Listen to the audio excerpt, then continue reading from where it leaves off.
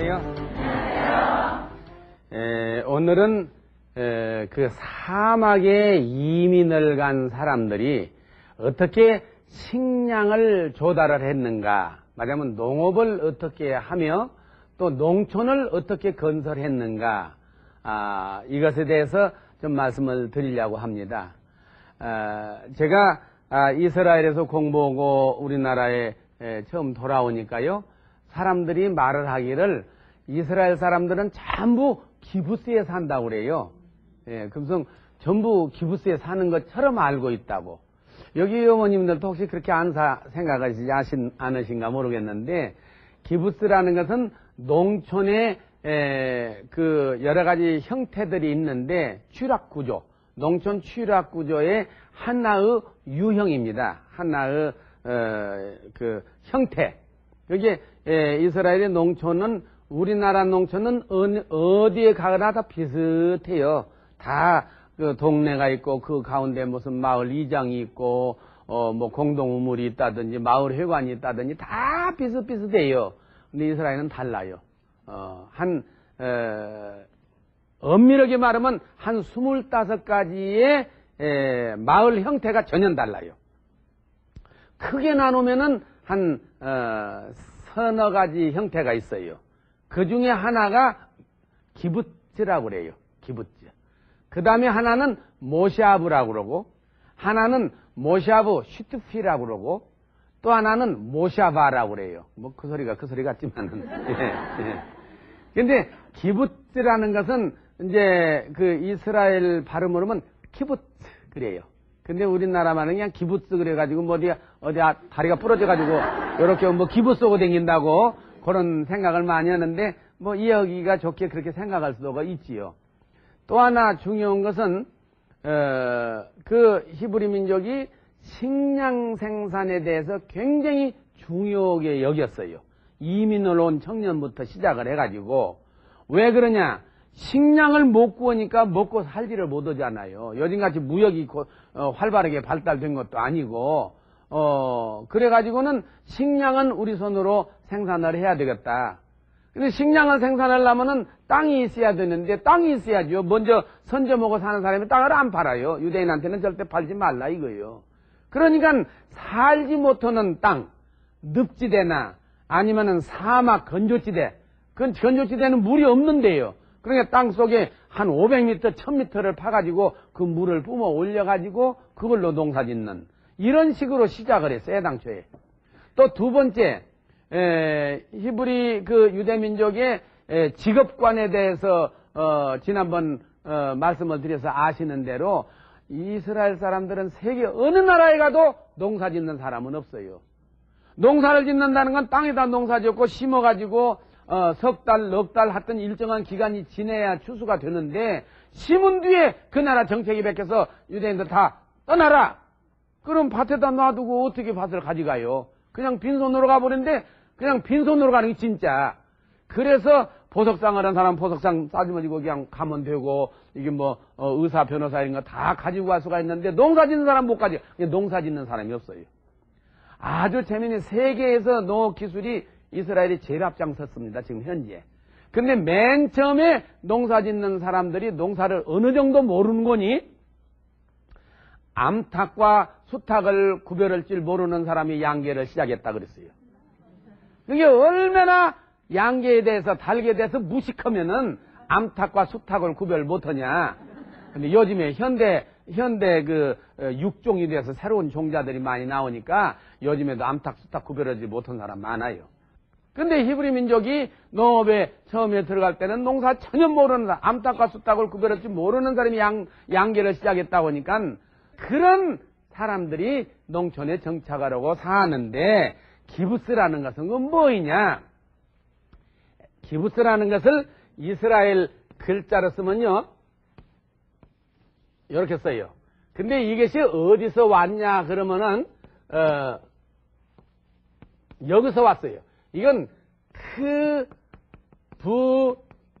자, 이것은 키부츠, 뭐 비슷해요. 그런데 키나 크나 뭐 그 말이. 예. 그런데 크부자라는 이것은 뭔 말이냐면 이 단어의 뜻을 영어로 번역하면 그룹이란 말이에요. 이게 집단 이게. 그리고 기부츠는 이제 번역어 뜻이 없어요. 뜻이 없는 것이 거기서 변형되어 나온 말인데, 자 봐요. 헝가리아, 루마니아, 러시아 이런 데서 이민 왔단 말이에요. 농사 짓던 사람이 아니에요. 가지각색이 어떤 사람 구두 고친 사람, 어떤 사람 돈놀이 한 사람, 어떤 사람 뭐 가게 한 사람, 어떤 사람 빵 한 사람, 빵집 한 사람, 이런 사람들이 딱 모여서 이스라엘에 딱 왔는데 너무 막막하네. 젖과 꿀이 흐르는 곳하고 뭐 아까 물도 흐르지 않는 사막에 와서 어떻게 사느냐. 그게 뭉친 거예요. 뭉치니까 살아요. 구두가 떨어져? 그럼 구두 고친 사람이 그 사람 고쳐줘 버려 그냥. 또 장사 잘하는 사람이 여기서 생산하는 건 만큼 가서 잘 팔아갖고 와요. 또 필요한 거 사오기도 하고. 그렇게 다양한 사람이 한데 뭉치니까는 형제간처럼 딱 뭉친 거예요. 그런 게 살 수가 있어요, 그게. 우리도 그래요. 이게 혼자 그냥 같은 종류의 사람, 같은 종류의 직장을 하던 사람은 안 살지만 여러 사람이 이렇게 모여. 지금 이 사람들이 우리 기부스 만들면 잘 살 거예요. 이거 밥 잘하는 사람, 설거지 잘하는 사람, 옷 꾸매는 사람, 또 장사 잘하는 사람, 뭐 물건 사오는 사람, 쟁기지르는 사람 다 각각 있거든요. 그렇게 살기 시작한 거예요. 그러니까 기부스가 아니고 그냥 그룹, 뭐 루마니아에서 온 그룹, 헝가리아에서 온 그룹, 그러니까 그룹이라는 말로 크부자라고 했다고요, 처음에. 그런데 세계 시온주의 기구, 시온주의자들 기구에서 돈을 모아가지고 조국에다가 나라 세우겠다고 가서 고생한 사람이니까 좀 도와주자. 그래갖고 생활비도 좀 도와주고, 종자도 갖다 주고, 농기계도 갖다 주고, 트랙터도 사다 주고, 그 사다 주다 가만히 보니까 이 너댓 명이 작당을 하고 있다가 예를 들어서 그냥 수틀린다고 싹 헤어지면서 팔아갖고 싹 나눠갖고 가버리면 그만 아니요. 그러니까 줄 때에 조건을 걸었어요. 법인으로 만들어라. 법인체. 우리도 지금 공익법인이다, 뭐 사단법인이다, 재단법인이다. 이게 법인체를 만들면요, 목적을 세워서 돈을 5억을 만들었다. 또 얼마를 만들었다고 법인을 해체하면 그 국유로 환수합니다. 지금 현재 우리나라 법. 세계적으로 다 똑같아요. 그러니까 이건 법인체를 만들어라. 단체를 만들어서 헤어지면은 이거 10원 한 푼 못 가져간다. 이건 시온주의 기구로 돌아온다. 이게 그러기 때문에 못 헤어져 또. 이제 말하자면 서로 나눠 가지라면 하루 종일 밤새도록 얘기해서 싹싹 나눠서 갖고 있는데 뺐는데 이게 그러지를 못하게 만드니라고 그렇게 만들었을 때 그부자의 법인체 법인화한 것 이것이 기부스라고 하는 거예요. 기부스를 세우는데 원칙을 4가지를 세웠어요. 모든 정착촌, 모든 농촌의 마을을 세우는 데에는 4가지 원칙이 있습니다. 첫째, 토지의 국유화. 모든 토지는 국가 것이다 이거예요. 그러니까 토지 공개념을 도입했어요. 우리나라도 그 토지 공개념을 도입하자는 논란이 많다가 워낙 전통적으로 오랜 사유제도, 사유토지 제도에 젖어 있기 때문에 그걸 못 고치는데 토지 국유화, 공유화한 나라들이 많아요. 그 무슨 말이냐? 모든 토지는 개인 소유가 없어요. 국가에 아예 없어요. 근데 세상에 그런 나라가 다 있냐? 지금 북한의 공산 그 정권에 있는 북한도 공유예요. 개인 땅 없어요. 제가 북한의 농촌에 가서 이게 다 돌아보니까는 그 지적도 다 불태워버리고 없어요. 우리는 왜 땅을 사면은 이게 그 금이 그려져가지고 몇 번지 갖고 누구 것이다 등기되고 뭐 있잖아요. 그러니까 대한민국이 땅이 전부 그냥 거북이 등처럼 그려져가지고 다 뭐 번지가 붙어가지고 이 사람 국가 것이다, 이건 누구 것이다, 개똥이다, 쇠똥이다 다 붙었단 말이에요. 그런데 북한에는 그냥 싹 불질러버리고 없어요. 자본주의 잔재다. 전부 국유화예요. 전부 국가 거야. 그러게 뭐 저 도지사나 군수가 요리요리 넉넉하지 하라면 그걸로 끝나버려 그냥 이게. 그게 이스라엘도 전부 국유화예요. 저거는 공산 독재로서 하는 거고, 이거는 민주 독재가 아니라 민주주의 국가로서 이거를 처음부터 그렇게 행했어요. 단 사용권을 국가로부터 허가를 받아요. 허가를 받는데 대개 여기다 내 농사를 짓겠습니다 하고 이제 정부에다 신청을 내면은 그러라고 49년간 허락을 해요. 그리고 49년이 지나면 또 49년 연장을 해줘요. 특별한 이유가 없는 한. 그러면 여기다 집을 짓겠다. 내가 집을 짓고 살겠다. 그러면 허락을 해줘요. 49년간. 그런데 토지 사용료는 국가에다 내겠죠. 내는데 불이 나버렸네. 그러면 이제 다시 보통 토지로 돌아가 버렸어. 그다음 내가 농사 짓겠어. 안 돼, 이건. 집을 짓는다는 것은 집 짓고 살으라고 허락을 했지 왜 뭘 하냐. 그렇게 전체 국가의 토지를 국가에서 용도별로 지정을 해요. 여기는 사람 사는 동네, 여기는 농사 짓는데, 이거는 공장 짓는데 쫙 정해놔서 공장 짓는 데는 내가 이 땅을 빌려서 공장을 짓겠으면 허락하지만 여기다 집 짓고 살겠어, 별장 짓고 살겠어 허락을 안 해요. 그러니까 국가의 토지 이용 계획이 국가의 목적에 따라서 사회 공익 사업에 따라서 되는 것이, 그게 토지 공개념, 말하자면 토지 국유화. 그러니까 농촌에 정착하는 모든 정착촌들은 토지 국유화다. 개인 땅은 없다. 이게 첫째. 둘째, 자가노동. 누구를 막론하고 농사를 짓는데 정착하겠다는 사람은 자기가 노동을 해야 한다. 노동하지 않고 사람을 불러다 농사를 짓겠다. 그건 안 돼. 자기가 노동을 하면서 힘이 모자라서 조금 불러다 쓰는 건 괜찮지만 일체 자가노동을 해야 한다. 이거예요, 이게. 세 번째, 균등소득기회. 균등소득기회라는 것은 소득 분배를 균등히 공산주의 사상이나 같아 말하자면. 이게 사회주의 사상이고 어떻게 보면 모세 오경에 나오는 그 사상을 이 사람들은 철저히 받아들인 거예요. 수입이 나오면은 서로 똑같이 살자. 이 기부스는 그래서 기부스에 사는 사람은 똑같아요. 생활 수준이 아주 똑같아. 어린아이들한테 자전차를 사준다고 할 때 보면 그냥 300대를 사갖고 와서 그 나이 또래한테 쫙 나눠줘요. 또 러닝샷스가 필요하다면 러닝샷스 값을 똑같은 걸로 색깔만 노란색, 빨간색, 여기다 뭐 토끼 그린 거, 부엉이 그린 거 이렇게 그리게 해가지고는 쫙 나눠줘요, 이게. 이게 똑같아요, 생활 수준이. 이게 균등 소득 기회를 갖는다. 그 다음에 상부상조, 서로 돕고 협력을 한다. 이 네 가지 원칙 속에서 만들어진 것이 기부스인데, 더 한마디로 요약해서 말한다면 공동 소유, 공동 생산, 공동 판매, 공동 운명체로 모인 하나의 집단 농촌이다. 그 말이에요. 그래서 이스라엘 전체에 기부스 농촌이 약 430개가 있어요. 동네 숫자가 430개가 있고, 작은 동네는 한 60명이 살아요. 회원들이. 젊은 사람들을 말해서 금방 갓 세운 기부스란 말이에요. 그리고 아주 큰 것은 3,000명이 살아요. 이게 그 중에 1,000명, 200명, 500명, 700명, 800명, 2,000명, 1,500명, 수두룩하게 달려요. 이게 작은 동네, 큰 동네. 이렇게, 만들어진 것이 바로 기부스예요.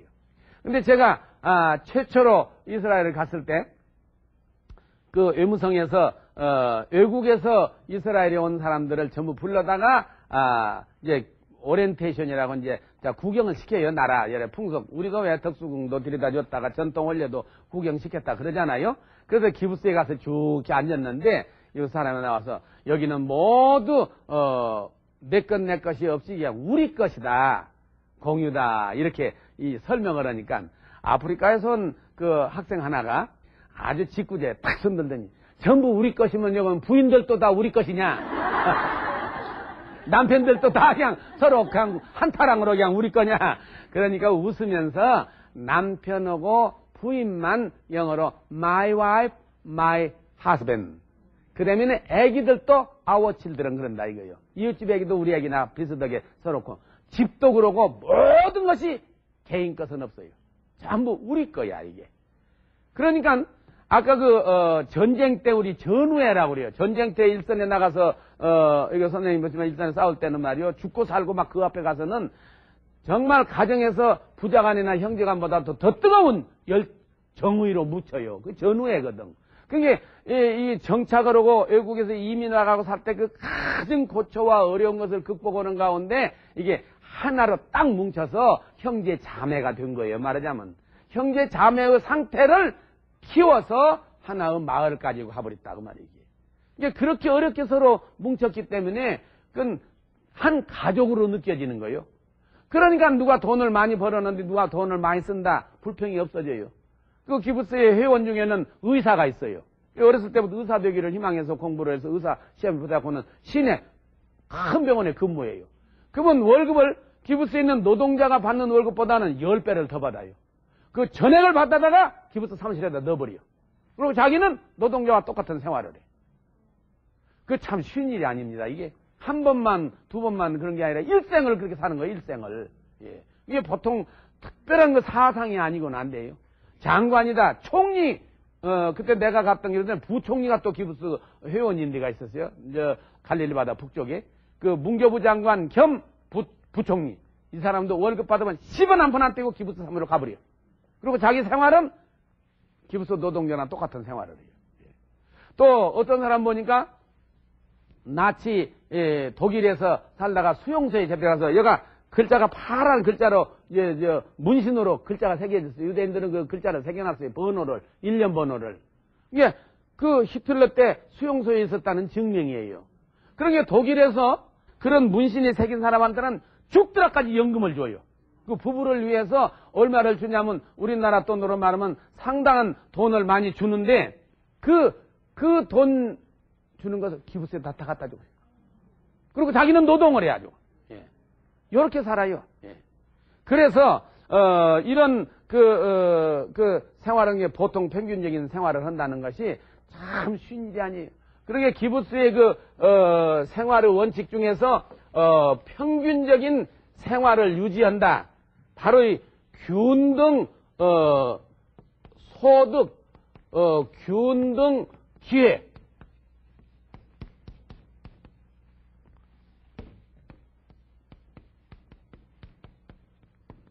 이것이 아주 놀라울 정도예요.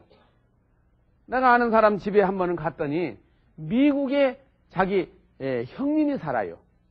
형님이 사는데 미국 가서 장사를 잘했고 유대인들 돈 많잖아요. 막 백만장자예요.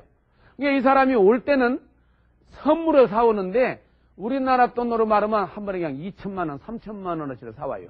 예. 그리고 어쩔 때 막 1억 원어치를 피아노를 어렸을 때부터 피아노를 좋아했거든요. 이게 피아노를 한 대 쫙 사다 주더라니까.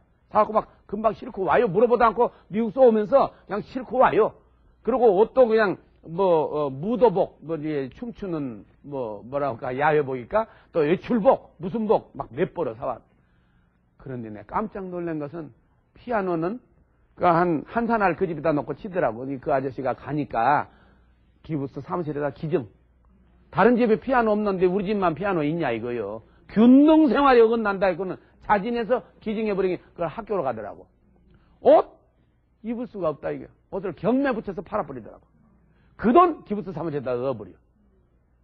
이게 가능하겠어 이게? 참 어려운 얘기입니다. 근데 마음에 우러나서 그렇게 한다니까 이게. 마음이 우러나서.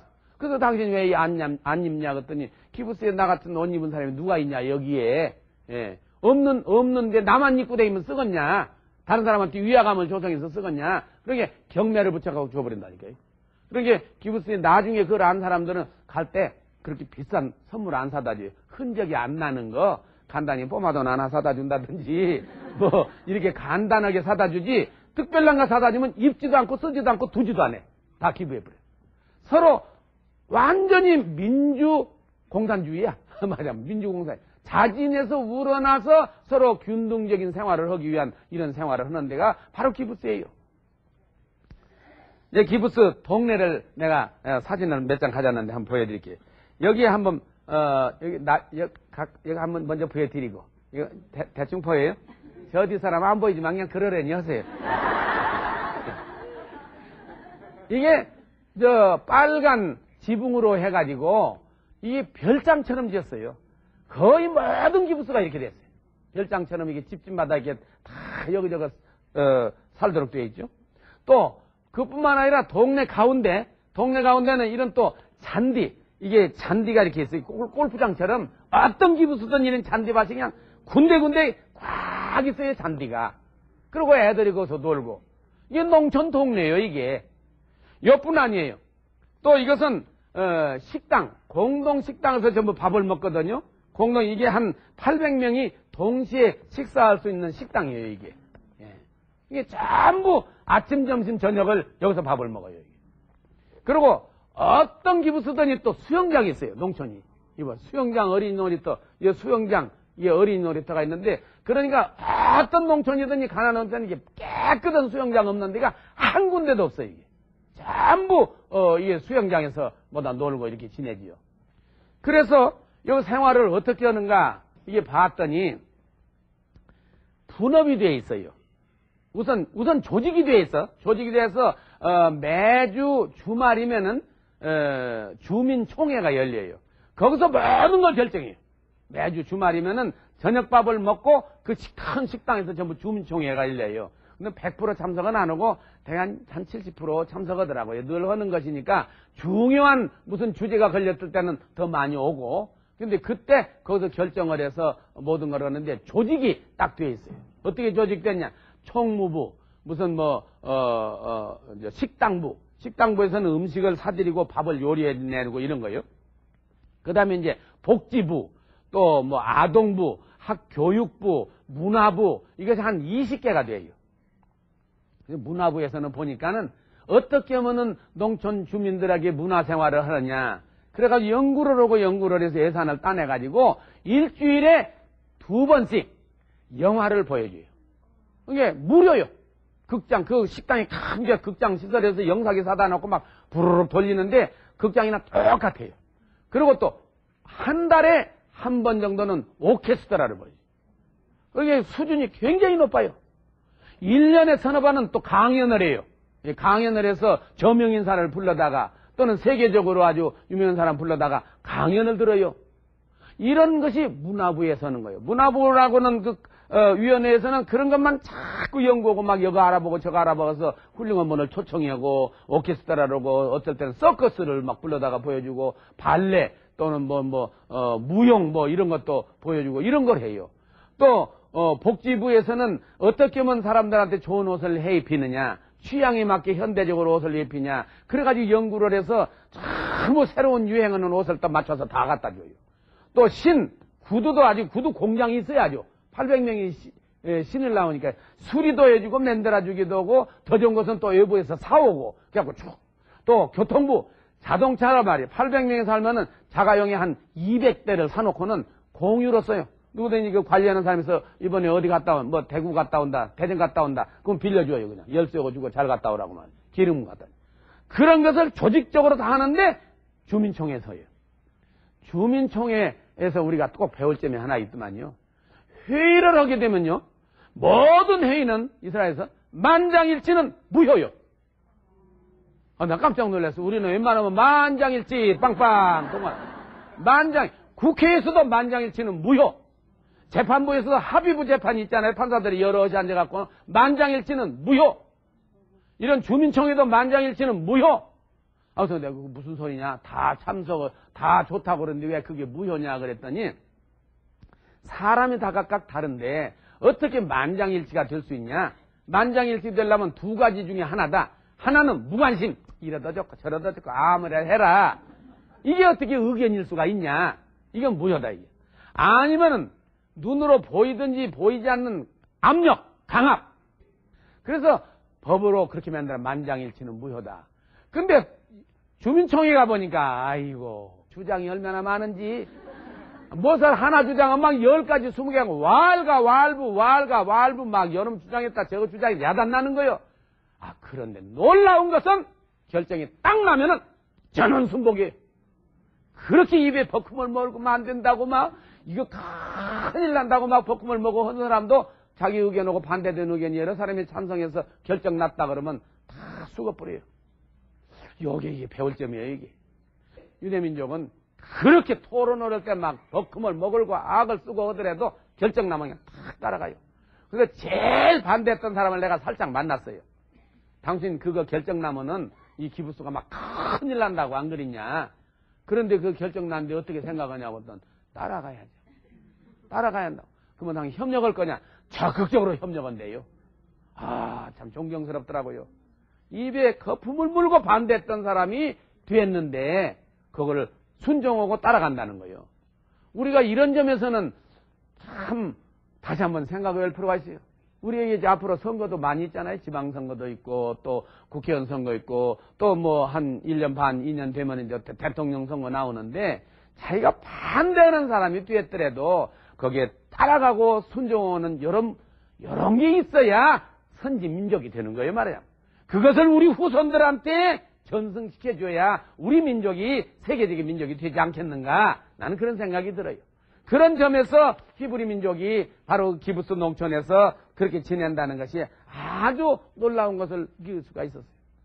또 개인적으로 제가 봤어요. 저는 맨 처음에 가서 말 배울 때는 사실 교실에서만 공부한 게 말 배운 게 쉬운 거 아니에요. 그 생활에 녹아 들어가서 배워야 빨라요.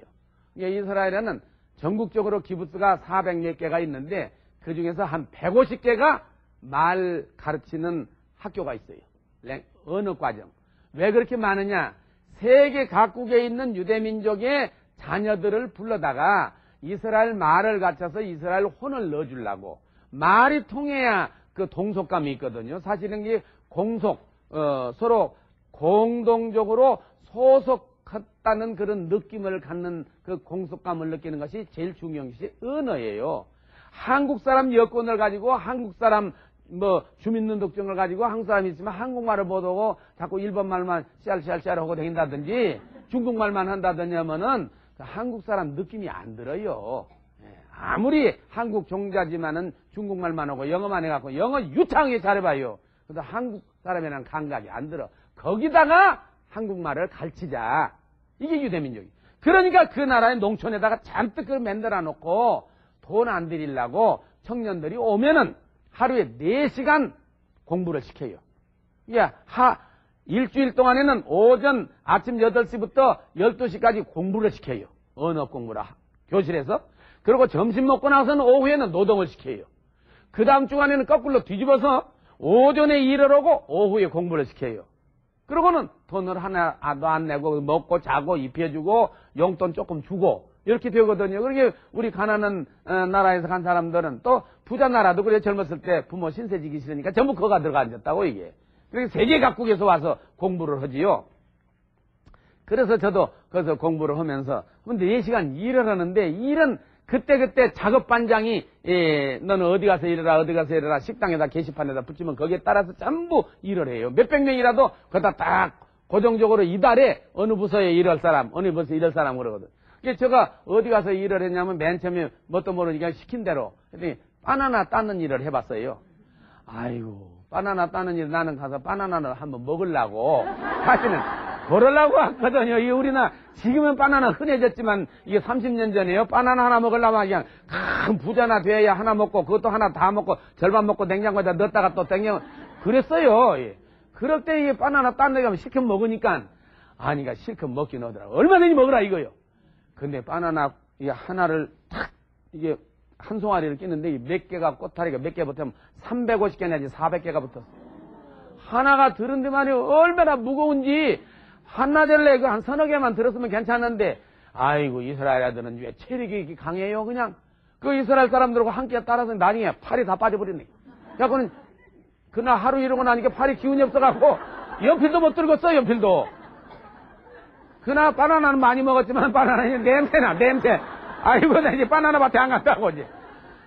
그러니까 또 잘 봐줘요. 그럼 어디서 이러고 싶냐. 여름에 말이야 이게 바나나 막 떼약볕에 가서 이러는데 바나나 밭에 이러기 시원한 데서 이러고 싶은 것이 뭐냐면 식당에 에어컨디션이 잘 들어있는데 설거지 하는 거 가만히 보니까 시원하게 보여. 내가 설거지 좀 하고 싶다고 했더니 허락하더라고. 설거지 하니까 물을 만지기도 하고 에어컨디션도 들어있고 그러니까 참 쉽더라고요. 그래서 설거지를 상당히 오래 했어요.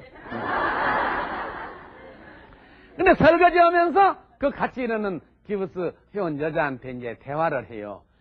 재밌더라고요. 나는 기부스에 사는 것이 행복하다 이거요. 그래서 난 좀 야릇해요. 왜 행복하냐고 했더니 밥하고 설거지하는 것이 직사하기 싫다 이거예요. 자기 집에서. 근데 기부스에 오면은 모든 일이 분업이 돼서 자기 집 밥 안 해요. 일생 동안 밥 안 해요. 밥 다 차려놔서 먹기만 하면 되는 거예요. 이게. 그리고 세탁도 안 해요. 옷을 벗어서 방문 앞에다 내놓으면은 전부 걷어다가 세탁해서 그 집 딱 데려서 갖다 줘요. 단추 떨어진 건 단추 다 달고 양말 헤어진 것은 다 기워가지고 갖다 줘요. 그러니까 자기가 하고자 하는 일만 6시간 일을 해요.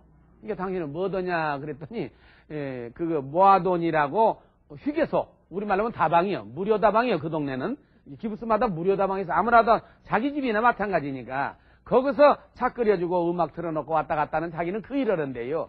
그거 일만 6시간만 하면은 애기도 딴 사람이 봐줘. 예. 밥도 딴 사람이 해. 또 청소는 자기가 한대요. 자기 했는데 자기 혼자 하는 게 아들하고 시켜서 하루는 남편이고 하루는 아들 시키고 하루는 딸 시키고 자기가 하고 이제 그렇게 하는데 그러니까 세상에 이렇게 좋은 일이 어디 있냐. 그래서 내가 속으로 아이고 기을러 빠졌구나. 하여튼 나름대로 그렇게 사는 데가 기부스예요. 예. 그러니까 그 문화가 너무 편한 거예요. 너무 편해. 단 불편한 건 뭐냐. 내 것이란 건 없어요. 내 것이. 이게 사람은 사유욕이 좀 있거든요. 예. 그래서 내일 제가 그 얘기를 하겠습니다. 그런 농촌이 또 생겼어요. 그런 농촌, 사유, 개인적인. 하여튼 기부스라는 데는 사유가 없어요. 전부 우리 것이다. 그래가지고 또 기부스는 그러면 우리 것이라는 그걸로 끝나느냐? 그 모여 사는 사람들이 또 질적으로 달라요. 어떤 사람들은 종교적인 사람, 그런 사람들이 모여 사는 기부스는 안식일날 예배를 본다든지 경건하게 지낸다든지 무슨 뭐 비늘이 없는 물고기를 먹지 말란다든지 뭐 이런 것을 제대로 잘 지키는 사람들이 있는 종교적인 기부스. 예. 그러니까 그 기부스가 이게 연합회가 조직됐는데 연합회가 7개나 돼요. 어떤 기부스는 공장을 많이 해놨어요.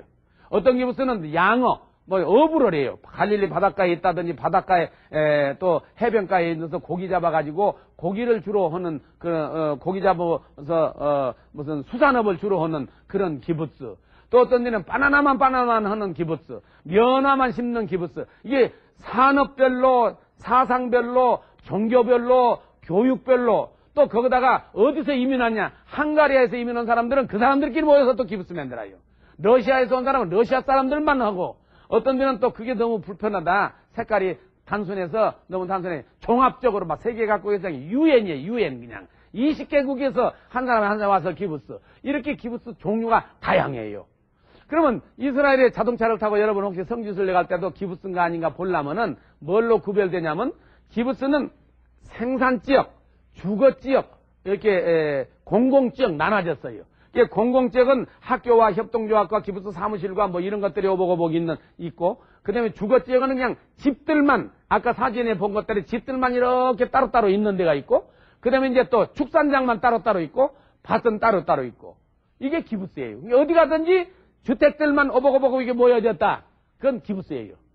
그리고 내일 얘기하겠지만 모샵을 하고 있는 그게 아니야, 이제. 막 섞어졌어, 그냥. 각자 소유니까 우리나라 농촌처럼. 이렇게, 달라지고 있는데, 바로 이, 기부스가 나중에 어떻게 변하냐.